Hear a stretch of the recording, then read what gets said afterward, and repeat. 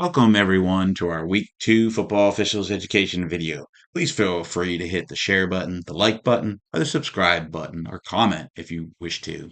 This week we have another great week of plays for us to learn from so that we can be better prepared for our upcoming games in the future. All right, let's get into our first play for week 2. Okay, our first play of the week, we're going to take a look at. We catch it right after the snap here. We're going to have a pass play out. The receiver's going to catch the ball. And so as we look at this play, um, we're going to come back to it and break it down after the play plays all the way through. So as we come back here, our focus will be on number 4 and his actions during this play. He's a teammate of the receiver, number 1, who caught the ball. So as we look at this play, we want to focus on Rule 9, which says helping the runner, an offensive player shall not push, pull, or lift the runner to assist forward progress. It's a 5-yard penalty from the spot of the foul. So let's look right here. Right there is number 1, is going down to the ground and being tackled. Number 4, his teammate grabs him by the shoulder pads, jersey area. And you're going to see number 4 lift him. So he's really preventing him from going down to the ground and being tackled. And then he pulls him forward to gain forward progress. Our spot of the foul, we should have a marker down right there on the yard line on the 25. That would be our spot of enforcement. And this would be for helping the runner. This is a call that's not called a lot, but in this case, on this play, I think this would be a good call to call it here because of the actions of number 4. Second play, we're going to look at a kickoff, focus on the ball. We're going to talk about the definition of a pop-up kick in Rule 2 states a free kick in which the kicker drives the ball immediately into the ground. The ball strikes the ground once and goes into the air in the manner of a ball kicked directly off the tee. As we get a second look at this play, this is a penalty, 5-yard penalty, previous spot. We need to shut this play down because this is a safety foul. Remember that. It's a safety foul. You need to be focused on it to get this. As we take an enhanced look at this play, you can see right here the kicker approaches the ball. And as we slow this down, we're going to see the kicker actually kick more high up on the ball. And he's going to drive that ball down into the ground and it's going to bounce up. And it's going to potentially look like a normal kick, but we have to be able to see that ball driven down immediately. I commonly refer to this as looking at it as a reverse check mark. Ball comes off the tee, into the ground, and then up in the air. When this happens, we need to shut this play down because it is a safety foul. So we're going to immediately stop play, put our marker on the ground, and we'll enforce his 5-yard previous spot and re-kick. Let's make sure we're ready for this type of kickoff if it happens in our game. Our third play is a really good play to learn from as it involves a scrimmage kick or a punt.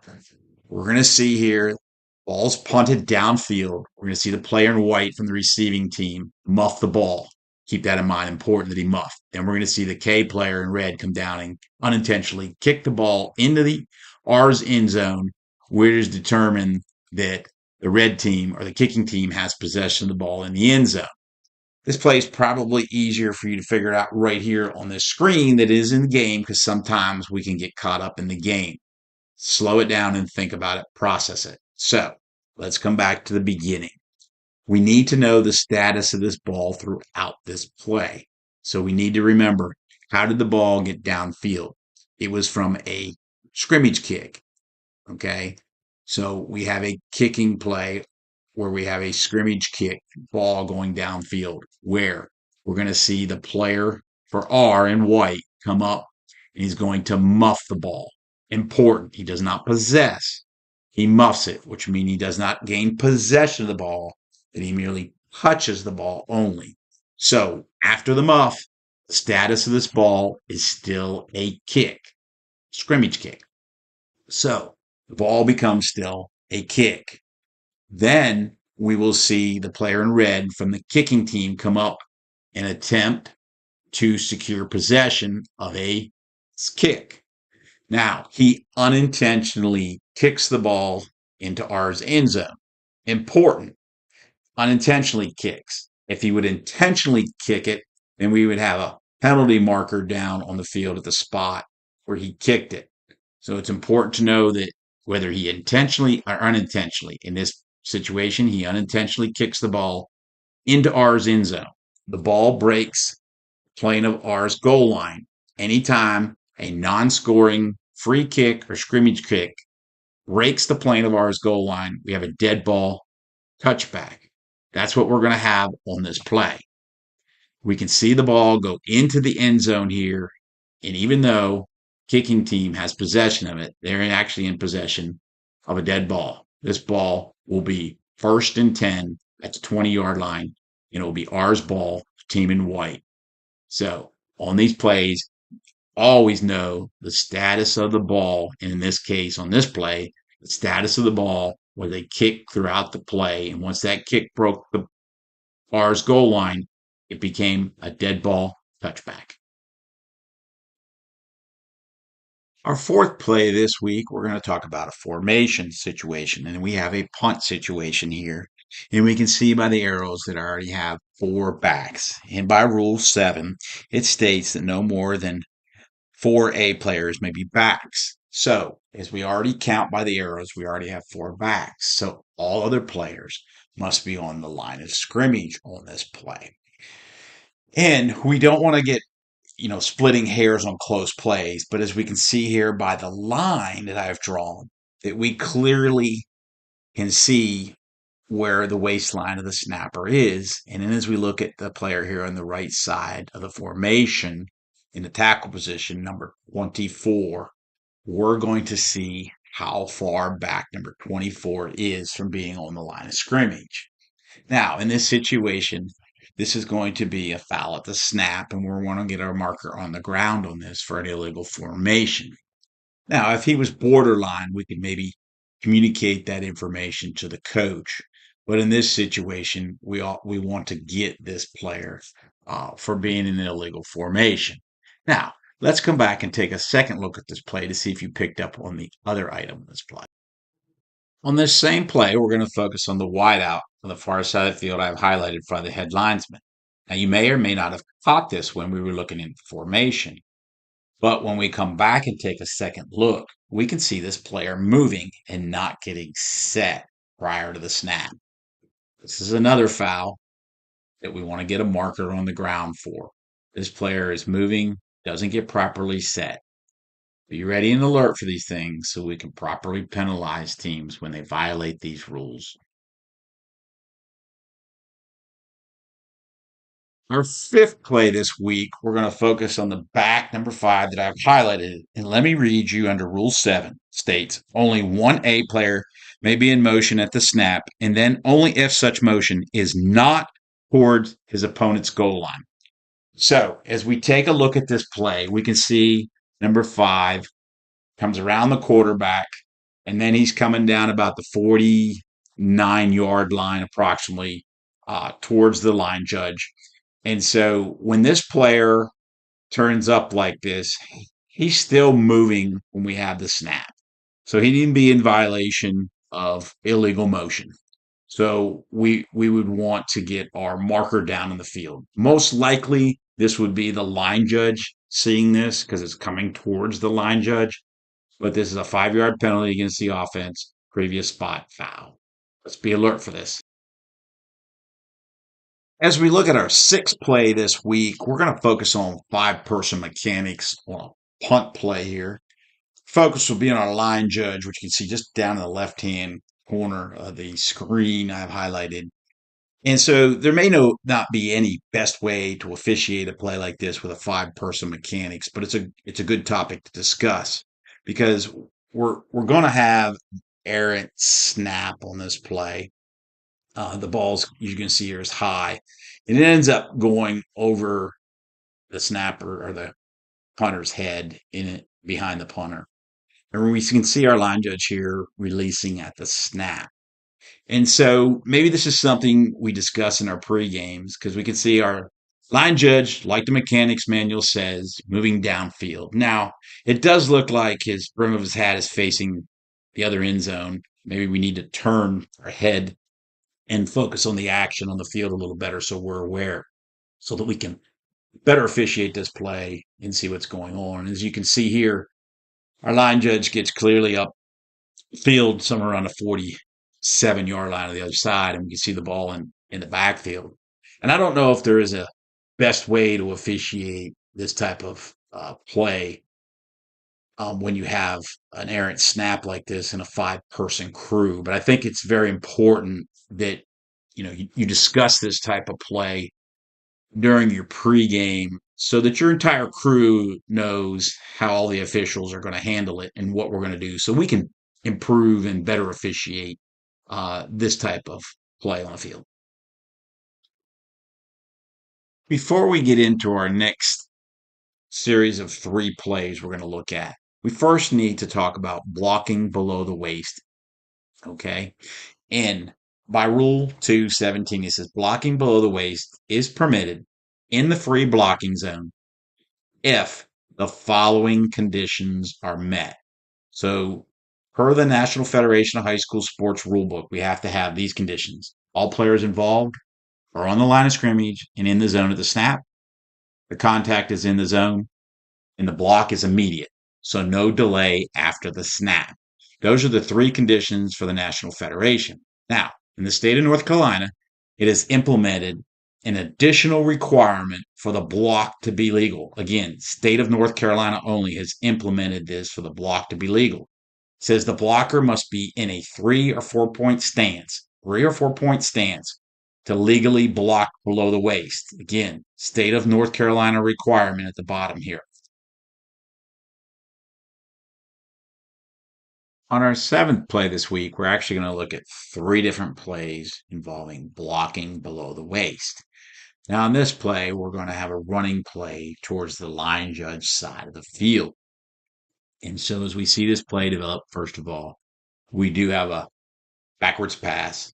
And let's remember, mechanics manual does indicate that our wing officials should punch backwards for any backwards pass. But let's move on to what we're here on this video focus on is the block below the waist. And we're going to focus on the wide out that was on line judge's side of the field, who is number 7 here, and we can see him block right there. So as we bring this back, we can see he can't meet any of the criteria that's required to legally block below the waist. So he cannot block below the waist on a play like this because he can't meet any of those criteria we talked about. And so we can see right there that block is suspect. Let's break this down a little bit. We're going to take a real close-up view of this block by the offensive player on the defensive player. You can see him here go down low, and then his outside arm wraps around. So the question here is, where was the contact initiated? Was it below the waist? And is it a legal or illegal block? To be able to rule on this, we first must be able to see the entirety of the block, meaning before the block occurs, during the block, and after the block, especially before the block occurs, so we can tell if the player walked below the waist or was the player pushed down by the defender. So we got to see the entirety of the block. So that means we have to be looking in the right areas. Let's discuss that. So for us to look an appropriate location, here I've highlighted in red the location of the ball right before the block, and that's important to know. As we move forward in this play, I'm going to kind of highlight where each official kind of should be looking. Obviously, this may not be as accurate as I've indicated with the shaded area, but here we can see inside the yellow area approximately where our line judge should kind of have their focus with the ball, with the blocks in that vicinity. So let's transition to our umpire. So as I add in the umpire here in the purple shaded area, obviously no one can exactly predict exactly where everybody is looking at on this play, but this is kind of a general guideline. So we kind of have a foundation to go off of where we should possibly be looking. We're looking for those areas of engagement of 2 players. This is approximately the guideline we want to go by. Obviously, things can change on the field, and also things can happen that you may not see in this general area. Let's move on to what a referee's area. As we add in the referee's area in our light tan shaded area, we can see approximately the referee is kind of picking up from the backside and helping with that initial play area. Now, obviously, things can change and we can get our focus on one particular area of engagement or block and not focus in our whole area just because of the nature of the play and those things happen. But this is just, again, like I said, a general guide of kind of how we can try to totally cover this type of play effectively. As we move into our back judge in the pink shaded area, we see the back judge is probably the furthest away from the play, but has to be focused on those blocks out in front of the ball downfield more. So in this area, you can see that area the block occurred in would probably be best picked up or officiated by the back judge. Now, does that mean no other official can flag this? Obviously, if another official in that area sees it, yes. Now, if you're the head linesman on this play, you've got to kind of clean up that whole backside and look for areas of problem spots or engagement areas. So that will be your focus. That's why you don't have a shaded area. But like I said again, this is just kind of a general foundation that we need to kind of focus on so we're not all looking at the ball in this play. One final point on this play at the beginning, we can see here by the arrows, this was a balanced formation. Two receivers outside the tackle on the head linesman side, two receivers outside the tackle on the line judge side. So the back judge's focus or key would be on the line judge side of the play. So the back judge would already be keying on that player that made the block downfield. So just something to think about on these plays and your areas of focus and what we should be looking at. On our next play here, our play 7, but our second play of blocking below the waist, we're going to focus on our tackle. Now remember, in North Carolina, it's the 3 requirements of the NFHS rules, plus they must be in a 3 or 4 point stance. This tackle number 74 is not in a 3 or 4 point stance. So when we see this, this should alert us that they cannot block below the waist if they're not in a 3 or 4 point stance. This foul was picked up by the line judge, and that most likely that would probably be the official who would pick it up. But if the referee, umpire, even the back judge saw this, because it's a safety foul, we want to get the marker down on the field.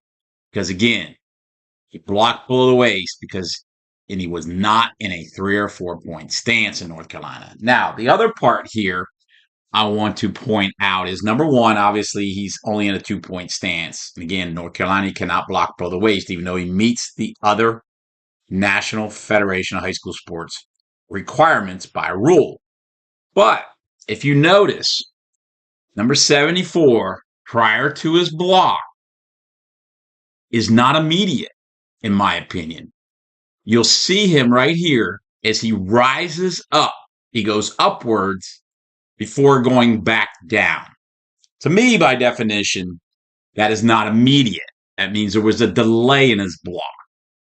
So that would be another thing to look at indication wise. And here, like I said, here in North Carolina, if he's not in a 3 or 4 point stance, he cannot block below the waist. But if he was, hypothetically saying, if he was in a 3 or 4 point stance, and you saw this rise up and then back down, we should put a marker down because it's not an immediate block as required by the NFHS rules.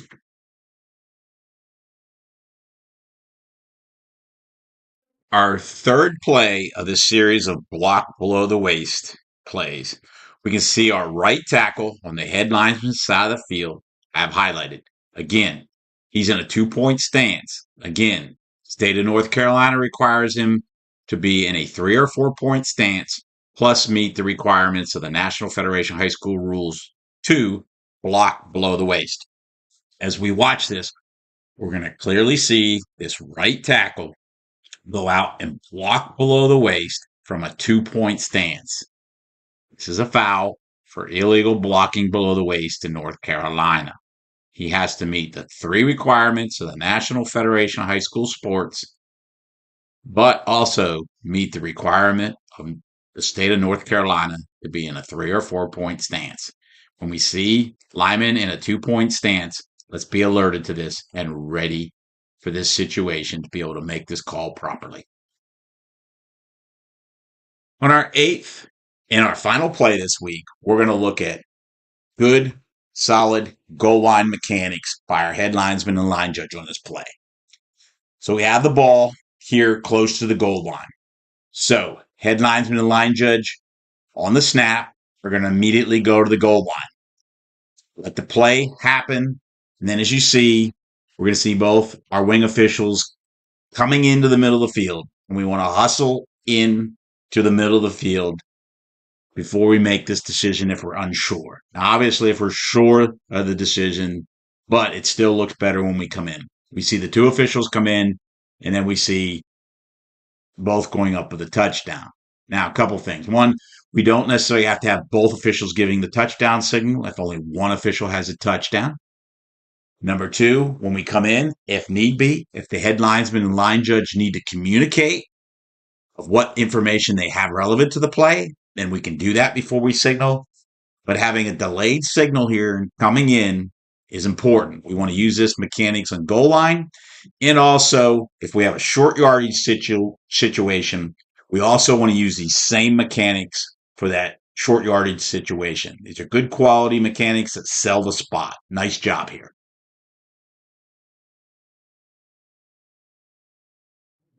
Thank you, everyone, for taking the time out of your schedule to watch this video. I hope these plays were helpful to you this week and helpful to you in the future of your officiating. Thank you again, everyone. Please feel free to hit the subscribe button, the like button, or comment, or share. And until week 3's video, have a great week.